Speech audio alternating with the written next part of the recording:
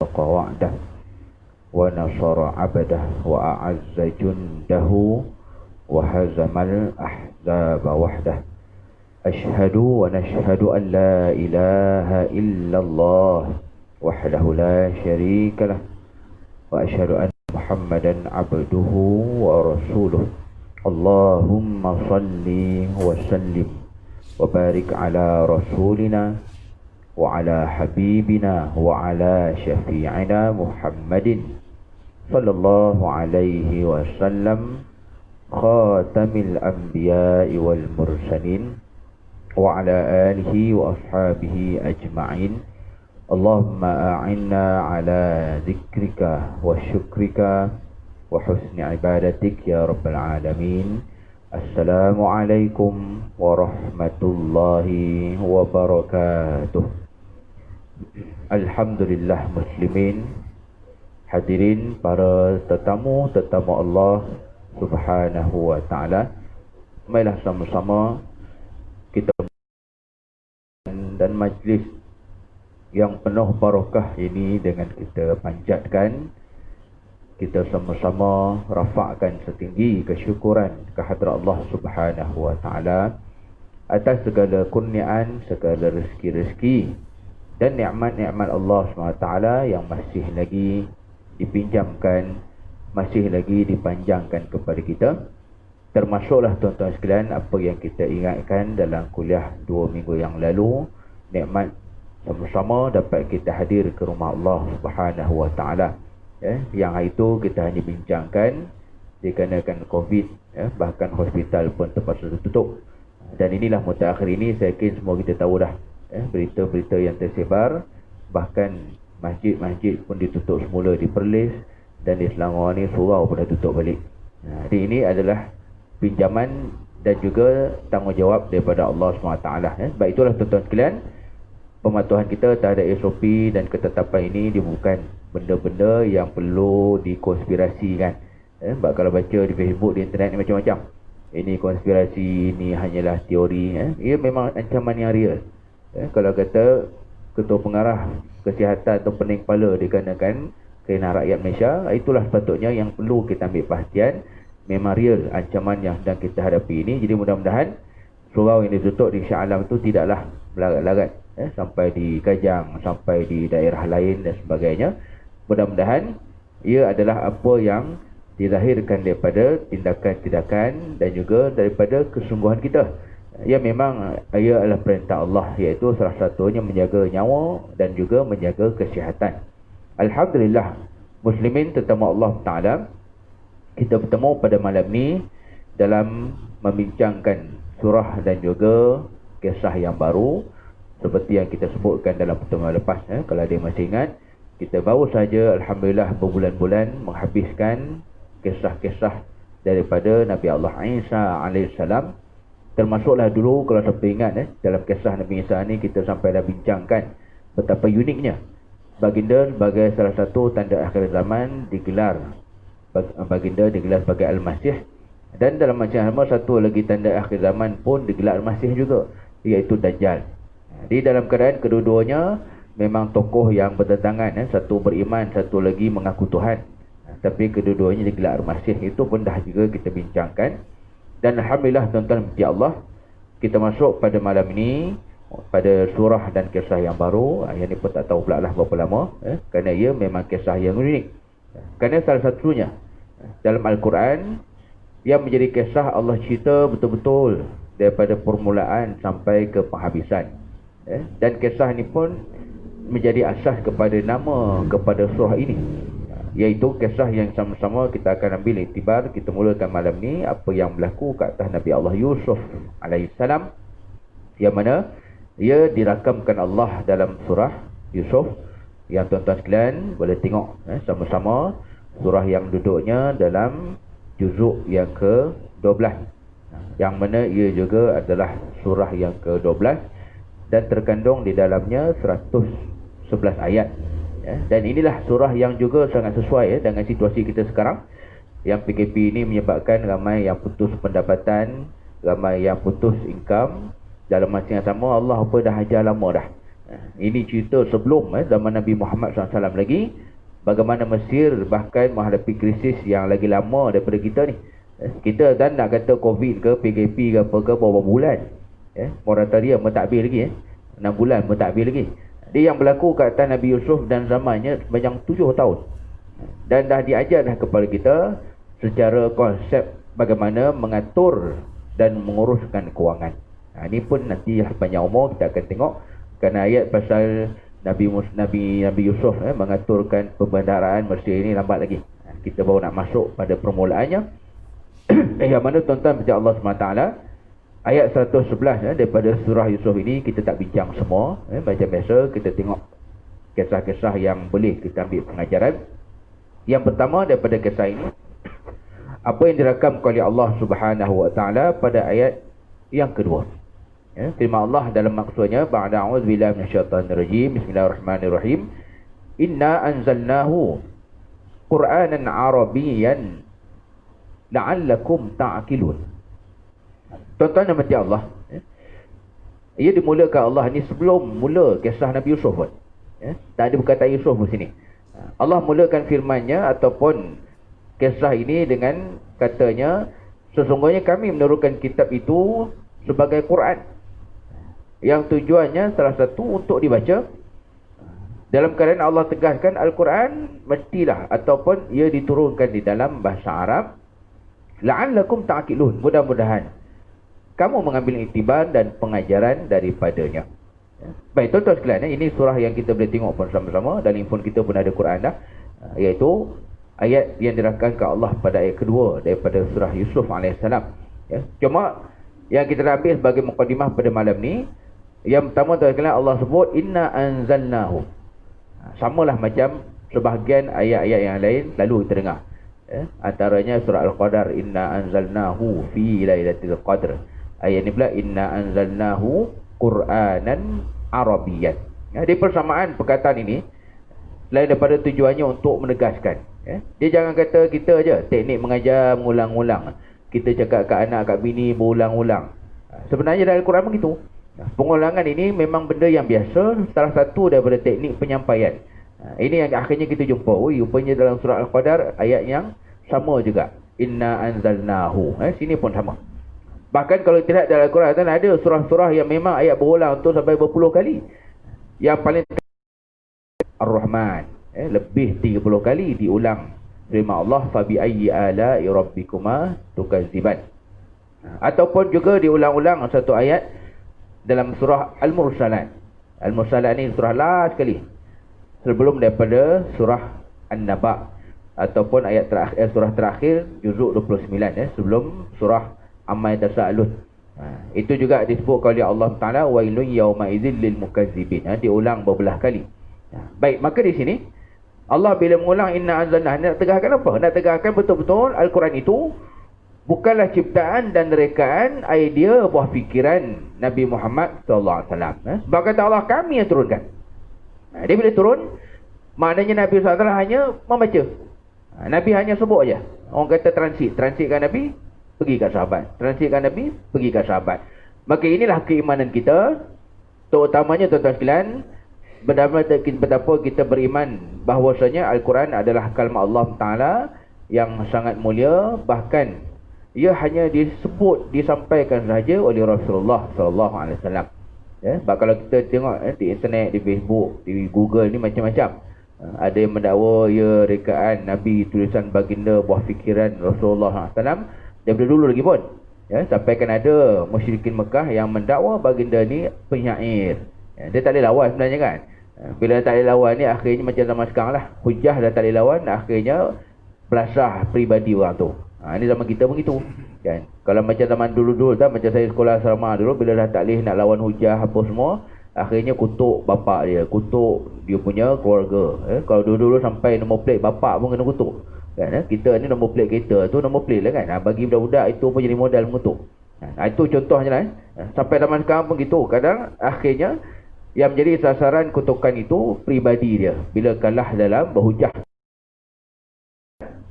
Sedangkan Al-Quran itu diturunkan kepada Rasulullah SAW yang ia bukanlah rekaan, bukan apa-apa daripada idea baginda. Sebab kita pun tahu yang daripada Nabi dan apa yang Nabi keluarkan cara fikirannya, ia disebut dan diistilahkan sebagai hadis. Hadis ni faham. Hadis itulah dia, kata-kata, perbuatan dan juga pengakuan baginda. Jadi Al-Quran sepenuhnya daripada Allah Ta'ala dan ia disebut sendiri oleh Allah. Dan yang menarik tuan sekalian, kita lihat juga perkataan yang Allah sebut sini Quranan. Quranan.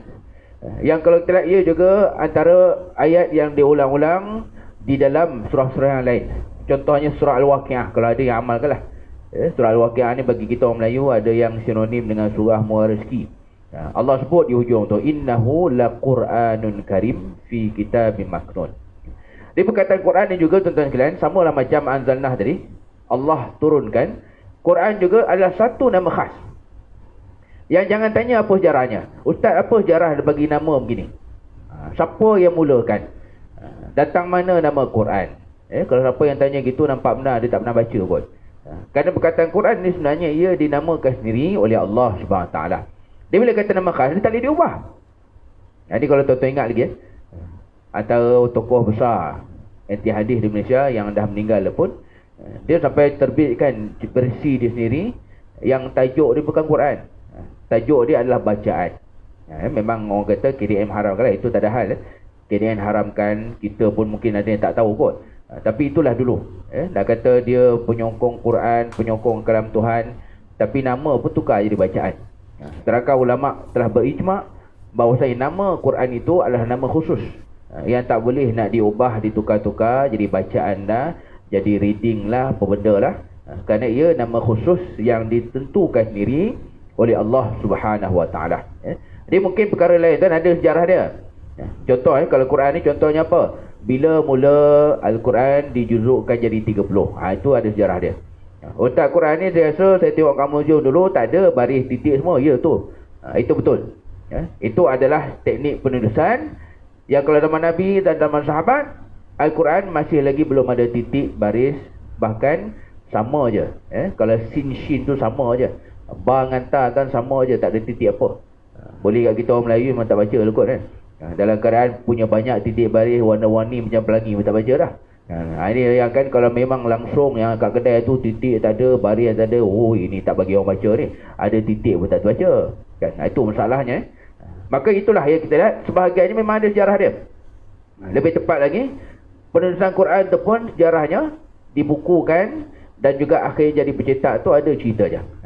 Tapi ada di antaranya tidak ada sejarah kerana ia datang sendiri daripada Allah Ta'ala. Contohnya nama Quran yang tak boleh nak diubah kepada nama-nama yang lain. Dia kata Allah Quranan dalam sifatnya menjadi Quran yang dibaca-baca, diulang-ulang Arabian.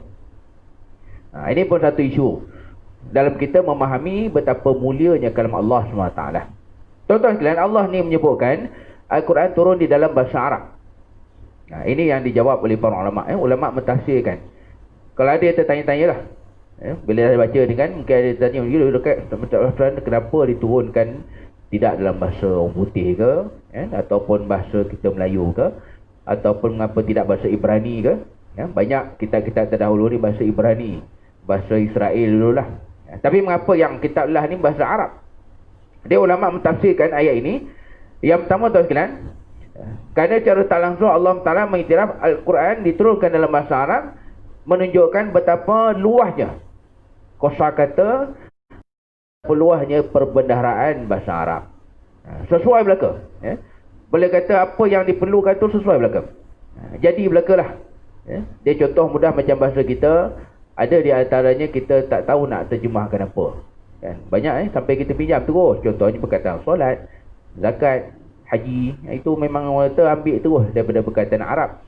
Maklumat pun dah jadi bahasa Melayu. Sedangkan asalnya itu adalah perkataan Arab. Kata Allah, Al-Hajju Ashhurum Ma'lumat. Haji itu pada bulan-bulan yang ditentukan. Kita kata informasi kan, maklumat. Sebenarnya bukan. Dalam bahasa Arab, maklumat ni yang ditetapkan, yang ditentukan. Jadi ini ditegahkan diri oleh Allah, maka diturunkan dalam bahasa Arab dalam tujuannya supaya maksud-maksud Al-Quran itu dapat diterangkan kepada manusia. Itu pun tuan sekalian, ada di antara istilah-istilah agama ni tak tahu dalam bahasa Arab, tak ada maksud. Contohnya yang paling terkenal, sahabat bertanya kepada Nabi tentang apa di Al-Kausar. Dan kita kata bahasa Arab ni memang luas, memang banyak perkataan. Tapi macam tu pun ada kat bahasa yang perkataan yang tak tahu dia orang Arab. Contohnya Al-Kausar. Nabi yang beritahu. Al-Kausar ni apa? Nama telaga di akhirat ataupun setelah berlakunya kiamat. Dalam fiqh pun ada. Dalam fiqh tuan-tuan, contohnya sampai ulama akhirnya pecah dua pendapat. Tak ada yang muktamad. Iaitu perkataan quru'. Qaf, ra, waw, hamzah. Quru' ni kalau siapa pernah dengar, siapa perasan dalam Al-Quran, quru' ni ulama akhirnya bagi dua pendapat. Yang pertama, quru' ni merujuk kepada waktu wanita tu suci daripada haid. Pendapat kedua kata quru' ni waktu wanita datang haid. Habis cerita. Kerana ia perkataan yang datang daripada Allah Ta'ala, menunjuk kepada wanita yang diceraikan, ataupun yang berpisah bercerai ni lah. Dia waktu dia iddah ni Allah kata 3 quru'. Dia 3 quru' ni apa? Akhirnya ulama bagi dua pendapat, kerana ia memang bahasa yang datang daripada Allah Subhanahu Wa Ta'ala. Kemudian perkataan Arabian juga tuan sekalian, ia meletakkan Al-Quran itu pada darjat yang sangat tinggi.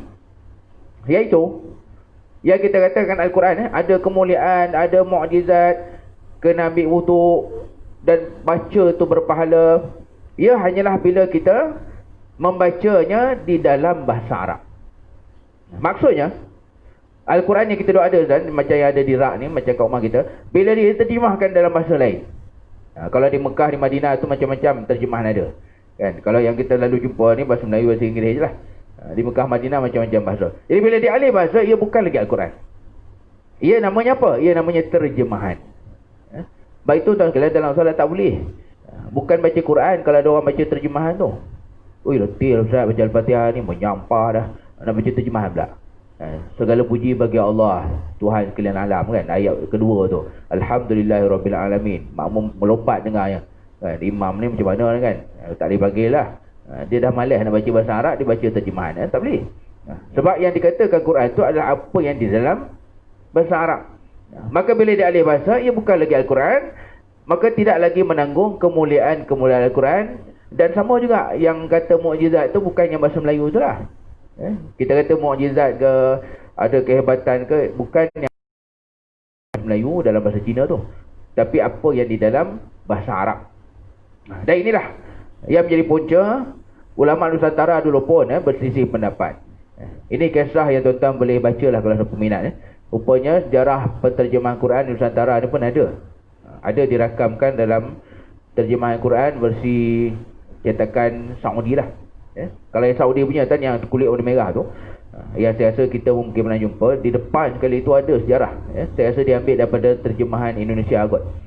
Ada sejarah macam mana Al-Quran mula-mula diterjemah di Nusantara. Dia berapa tak asal awal dulu, saya rasa tahun 1920-an dulu kot. Dia mula kat Indon kan, kat kita ni lambat.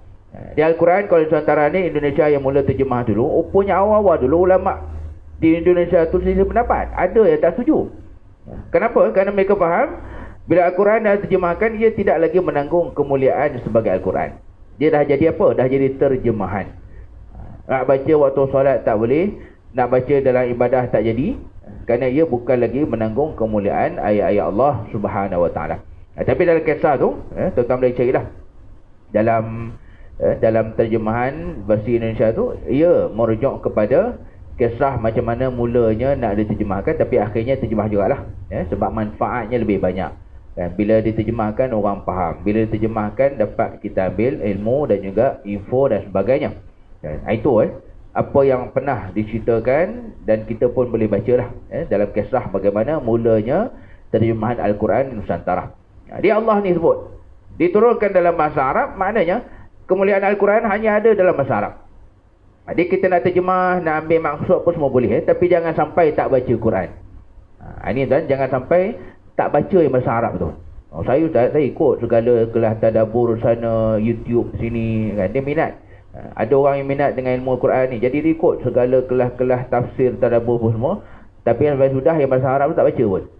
Yang betul-betul Al-Quran dalam kalam Allah tu tak pernah diulang-ulang. Baik itulah kita di Malaysia dibuat peraturan dan undang-undang. Kalau nak baca Al-Quran, mestilah baca yang dalam bahasa Arab tu. Hati-hati tuan-tuan sekalian, kalau jumpa di kedai, kalau berani sound lah. Kalaupun tuan-tuan ataupun ada yang di rumah, Al-Quran yang tulis dalam tulisan Rumi dan elok dibasmi dan dimusnahkanlah. Ataupun kalau jumpa di kedai, mungkin boleh tegur lah. Sebab sebenarnya KDN tak lulus kan. Boleh kata haram. Di Malaysia haram dijual Al-Quran yang tulis dalam Rumi. Terutama yang biasa kat bawah kan. Ada yang Arab tu, tapi di bawah pun ada juga Rumi. Sebenarnya KDN tak benar kan. Kerana di dalam fatwa kita di Malaysia, ia tak dibenarkan untuk dijual, disebar. Tapi ada juga sebab apa? Sebab orang jual di Facebook. Tak dijual di kedai, sebab lalu KDN apa semua diambil daripada Indonesia, dijual kat Facebook. Dia hati-hati sekalian. Kalau nak bagi hadiah ke, orang bagi hadiah ke, tengok. Kalau ada yang tulis Rumi di bawah tu, bukan terjemahan. Terjemahan bahasa Melayu tu okey. Yang tulis Rumi. Alhamdulillah Rabbil Alamin tapi tulis Rumi. Ar-Rahmanir Rahim tulis Rumi. Itu sebenarnya tak dibenarkan jual di Malaysia, bercanggah dengan undang-undang Malaysia. Takkan boleh. Masalahnya apa? Takkan boleh kita dapat sebutan yang betul kalau kita membacanya dengan tulisan Rumi.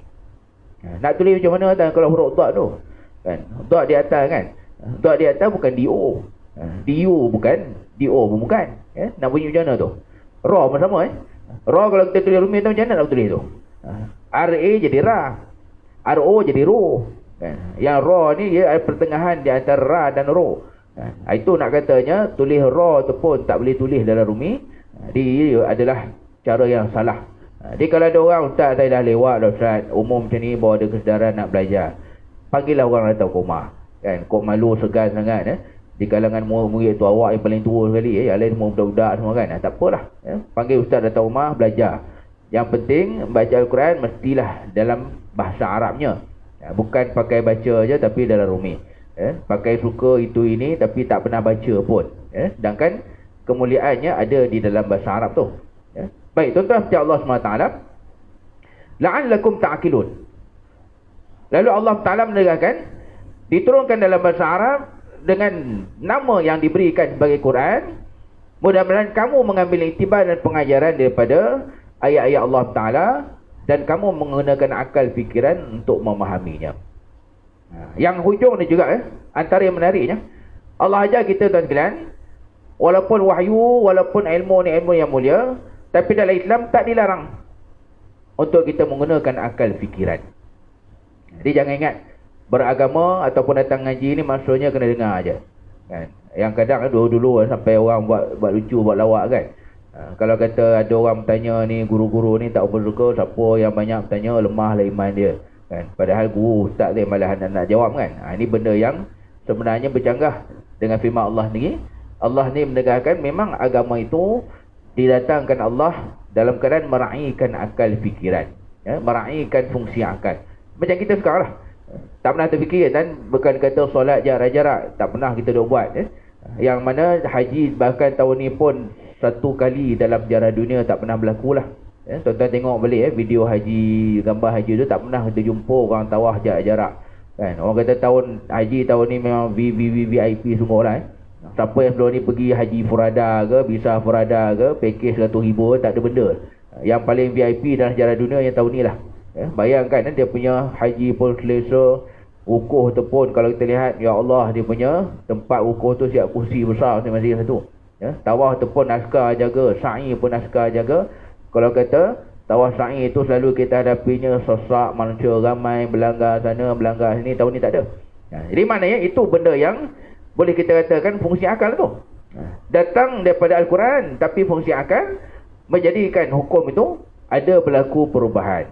Zaman sekarang banyak masalah, banyak penyakit dan sebagainya, maka begitulah haji dilaksanakan pada tahun ni. Tahun depan tak tahu. Tahun depan Allah alam adakah boleh macam biasa ataupun macam tahun. Isu juga kan, kita seronok lah tengok kan, pelik, tak pernah jumpa. Tapi jangan lupa haji ni melibatkan kota. Kalau macam ni juga tahun depan, tak tahulah agaknya tak bergerak lah kota kot. Orang kata boleh pakai meninggal je lah. Siapa yang ada duit beratus ribu pun takkan boleh pergi haji tahun depan. Kalau macam ni lah juga agamanya kan? Memang orang kata simpan dalam mimpi je lah, tak pergilah haji. Termasuk saya lah tu Saya pun tak pergi haji lagi. Walaupun di Mesir tahun 5 tahun dulu, tapi tak ada rezeki pergi haji di sana. Maka kalau macam ni lah agamanya, 3-4 tahun lagi memang kota haji pun tak tahulah macam mana pergerakannya. Sebab tahun ni pun 1,000 orang aja. Serasanya 1,200 orang aja tahun ni yang mengerjakan ibadah haji. Baik, itulah disebutkan oleh Allah Ta'ala. Mudah-mudahan kamu menggunakan akal fikiran dalam memahami ayat-ayat Allah. Cuma apa kaedahnya? Tuan-tuan percaya Allah, walaupun Allah mengiktiraf, akal boleh guna. Jadi kalau akal tu panduan ataupun cara memahami ayat-ayat Allah, hadis-hadis Nabi SAW. Tapi mengambil ilmu dan manfaat daripada Al-Quran, hadis Nabi, ilmu agama ni kena ingat. Ia tidaklah maksudnya boleh digunakan akal tu ikut suka hati. Apatah lagi kalau setakat baca terjemahan je kan.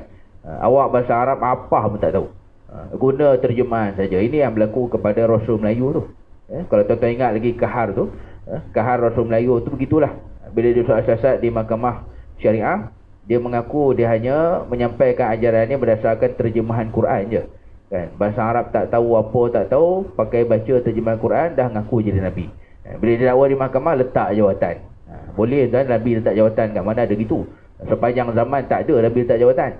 Dia seorang je. Itu nak katanya akhirnya menjadi merapu permukaan tu kerana mata-mata menggunakan akal tanpa panduan. Jadi asasnya apa?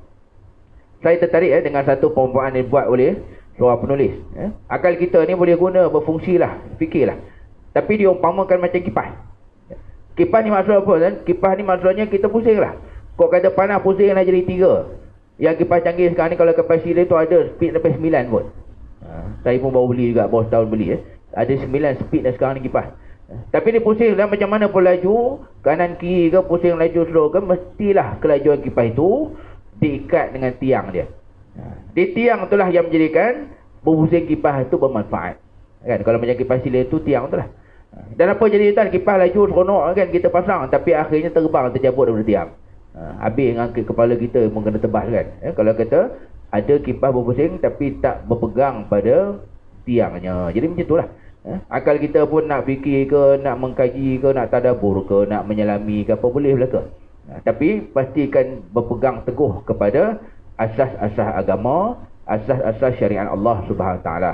Bukan pakai baca, pakai tadabbur, pakai ikut je. Ini apa yang kita lihat, fungsi akal dengan diikat kepada asas-asas syariat Allah Subhanahu Wa Taala. Baik, tuan-tuan percaya Allah, lalu ayat yang seterusnya. Sampai yang bawah hadir, kita mulakan malam ini kisah yang baru, kisah Nabi Allah Yusuf AS. Kisah unik. Ini antara Rasul yang tuan-tuan tak jumpa bersepah dalam surah yang lain. Tak macam Nabi Nuh.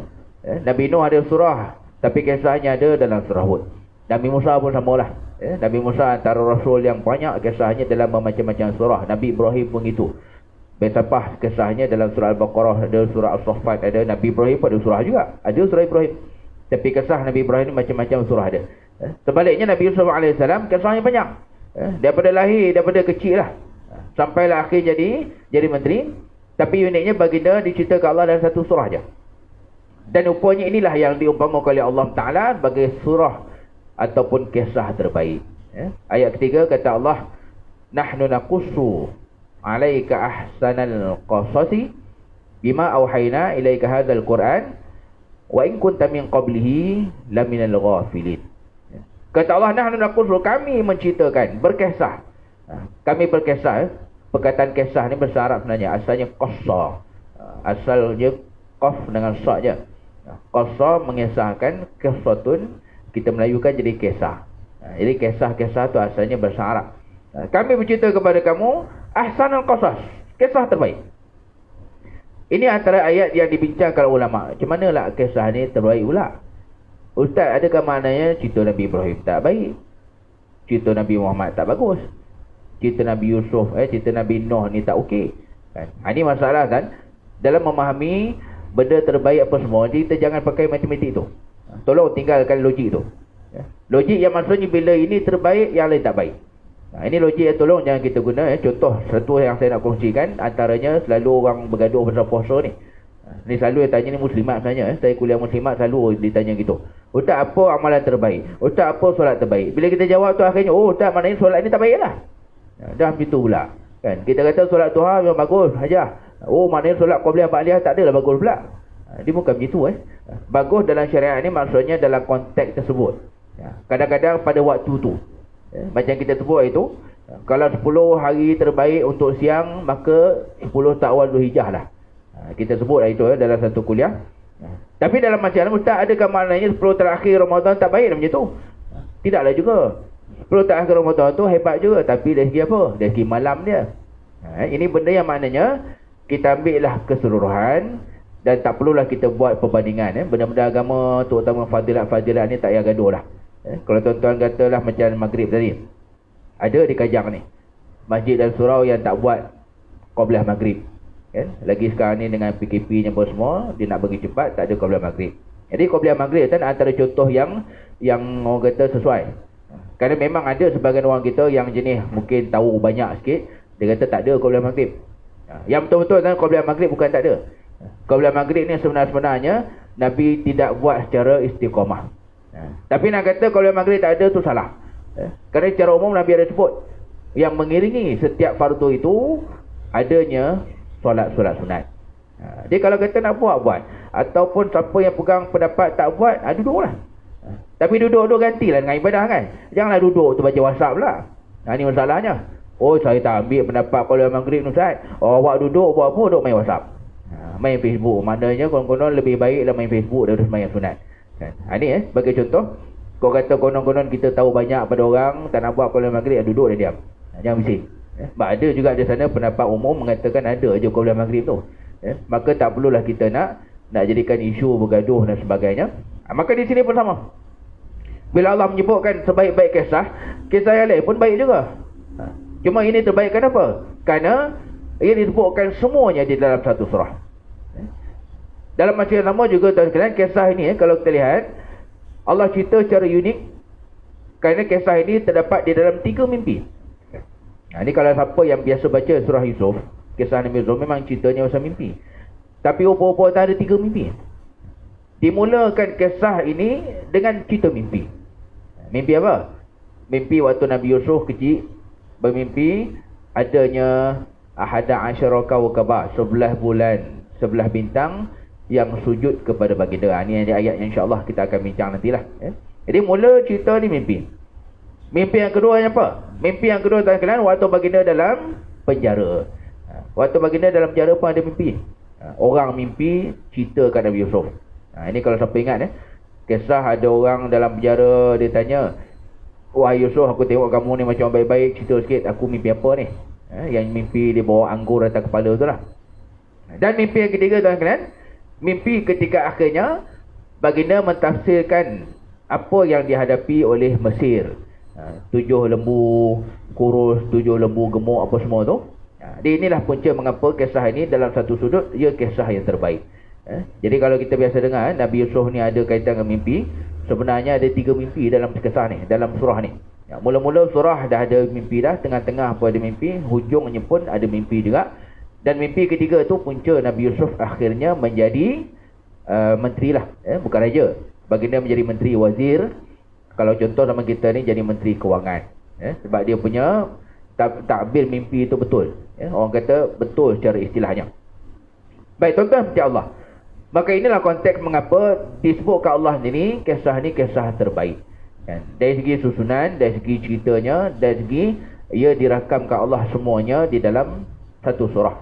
Dan bila kita sebut mimpi, dan saya nak kongsi satu perkara yang tolong jangan kita tersalah lagi lah. Ini antara masalah sebahagian kita yang obses dengan agama. Ada orang kita minat agama tapi jadi belajar sendiri, kuliah tak datang, pengajian tak ada, kelas tak tahu, jadi baca sendiri je. Jadi akhirnya apa yang berlaku, banyak di kalangan orang macam ni yang bahkan istilah betul-betul, istilah asas pun dia tak tahu. Dia saya ulang balik kan, kalau yang berkaitan dengan Al-Quran, huraiannya dinamakan oleh ulama sebagai tafsir. Dia jangan tersalah itu, buat malu kat orang aja. Datang surau, datang kuliah, perkataan tafsir pun tak betul. Tafsir hanya diguna untuk ayat Quran je. Di maknanya tafsir orang tak guna untuk hadis. Hadis ni tafsir oleh Imam Nawawi, dan salah tu. Orang dengar apa semacam dia ni belajar dengan siapa ni? Hadis ditafsirkan oleh. Hadis digunakan perkataan syarah. Dia hadis disyarah oleh Imam Nawawi, hadis disyarah oleh Imam Tirmizi, itu betul. Dia syarah tak boleh pula digunakan kepada Quran. Tak ada ulama guna ayat ini disyarahkan oleh Imam Qurtubi, Imam Ibn Katsir. Itu salah yang sangat basic tu. Malu ni dia. Bila mana kita minat agama, obses dengan agama, tapi istilah asas-asas pun kita tak tahu. Dan yang ketiga tuan-tuan, daripada tafsir dan juga syarah, yang ketiganya mimpi. Mimpi yang kalau diajar oleh agama, istilahnya adalah ta'bir. Ta'bir ru'ya. Dalam Al-Quran nanti insya-Allah kita akan jumpa ta'bir itulah yang diguna oleh Nabi Yusuf alaihissalam. Ta'bir kalau ejaan jawinya ta'ain ba ya ra. Bukan tadbir tu, bukan pegawai tadbir tu. Tapi ain, ta'ain, ta'bir. Jadi kalau mimpi-mimpi ni yang betulnya istilahnya orang guna ta'bir mimpi. Bukan tafsir mimpi lah. Sebab tafsir ni untuk Quran. Tadbir pun bukan. Pegawai tadbir itu kata lain. Jadi ini asas dari segi istilah pun. Jangan sampai kita tersalah lah. Sebab apa? Sebab ini benda-benda basic sangat. Bukan benda yang mendalam pun. Jadi untuk mimpi, ia diistilahkan dengan perkataan ta'bir. Yang nanti insyaAllah kita akan jumpa perkataannya dalam ayat-ayat yang seterusnya. Baik, bila Allah menyebutkan ini kisah terbaik dari segi konteks yang tertentu. Lalu kata Allah, bima auhayna ilaika hadzal Quran. Dalam keadaan ia kisah yang kami wahyukan kepada kamu wahai Muhammad daripada Al-Quranul Karim. Tuan-tuan sekalian, bila saya rujuk tadi dalam tafsir-tafsir, rupanya kisah dan surah ini ada cerita dia, latar belakang dia. Ataupun kita boleh sebut istilahnya pun satu lagi kita nak kongsi, istilahnya asbabun nuzul. Ini pun sama juga. Untuk Quran, apa yang turun itu sebab di sebaliknya dipanggil asbabun nuzul, sebab turun ayat. Dan kena ingat tuan-tuan, bukan semua ayat Quran ada sebab turun. Maknanya ada juga banyak ayat Quran yang turun tak ada sebab. Turun tak ada sebab bermaksud ia memang Allah turunkan. Memang Allah nak turunkan ayat itu dah sampai masa. Tapi ada juga ayat-ayat turun bersebab. Jadi istilahnya dipanggil asbabun nuzul. Kalau hadis pula apa? Hadis tuan-tuan, kalau ada cerita di sebaliknya, contoh macam hadis puasa sunat. Kan puasa sunat kita tahu kan, selagi mana kita belum makan, selagi mana belum minum, belum breakfast, dah 10:30 pagi ni, ustaz boleh ke puasa? Boleh, terus kan. Sebab apa? Sebab memang ada kisah Nabi biasa buat. Sampai rumah tanya Aisyah, wahai Aisyah, kita makan apa? Tak ada apa Nabi, aku puasa. Jadi sebab di sebalik hadis dinamakan apa? Dinamakan asbabul wurud. Ataupun ejaan jawinya waw ra waw dal, asbabul wurud. Jadi bila asbabul wurud maksudnya sebab hadis tu Nabi sebut, sebab hadis tu Nabi sampaikan. Kalau ayat Quran asbabun nuzul, sebab ayat tu diturunkan. Ini pun jangan tukarlah. Ataupun kalau tak confirm, tak pasti, tak payah sebut lah. Tuan-tuan menyembang kat luar sana, kat kedai, tak payah sebut lah perkataan ni, buat malu kat orang je. Kan terlalah kan. Jadi kalau kata kita nak sebut pun biar pasti apa yang kita nak sebut, terutamanya bila melibatkan apa yang berkaitan dengan agama. Baik, di sebalik turunnya surah ini, rupa-rupanya sebagai ulama menyebutkan surah Yusuf dan kisahnya ini diturunkan ketika Amul Huzn, ataupun tahun duka cita. Tahun duka cita yang saya yakin kita semua tahulah, tahun di mana meninggalnya dan wafatnya dua orang yang sangat dekat dengan Rasulullah SAW. Dia punya jahat dan orang Mekah dan juga dia punya konco-konco ni. Sebenarnya surah Yusuf ni kalau tuan-tuan Google pun, ini antara kisah yang susah kita nak jumpa dalam kitab-kitab terdahulu. Dalam kitab terdahulu ni banyak cerita pasal apa? Cerita pasal Nabi Musa. Kitab terdahulu banyak cerita pasal Nabi Isa. Itu banyak. Cerita Nabi Yusuf tak ada. Masalahnya apa? Masalahnya orang kafir ni mereka test Nabi. Kau betul lah dia ni Muhammad ni Rasul lah, utusan apalah. Tanya dia, apa cerita pasal Yusuf? Lagi-lagi cerita Nabi Yusuf ni tak ada dalam Taurat dan juga Injil, dalam Bible tak ada. Ini dan rupanya asal macam mana turunnya surah Yusuf ni, asalnya adalah test dan ujian daripada konon-kononnya orang kafir ni lah. Kan? Lagi nak tambah serabut kepala Nabi. Dia tanya, Muhammad apa cerita Yusuf? Kau pernah dengar tak? Kau betul kamu ni Rasul ke Nabi ke? Sepatutnya kamu tahu. Itulah punca juga tuan-tuan, mengapa awal-awal ayat surah ni Allah turunkan sampai berkali-kali perkataan kami turunkan. Dia ini menunjukkan betul-betul datangnya daripada Allah Subhanahu wa Ta'ala. Ini maknanya cerita dia lah. Memang dalam Bible tak banyak cerita pasal Yusuf ni. Kita boleh katakan dalam Quran lebih komplit dan lebih sempurna ceritanya disebut oleh Allah Ta'ala. Jadi tuan sekalian, masa kita pun habis, kita ikutlah kepada kita punya SOP sekarang. Jadi mudah-mudahan panjang umur, kita bertemu lagi. InsyaAllah kita akan sambung lagi dalam pertemuan akan datang. Wallahu a'lam.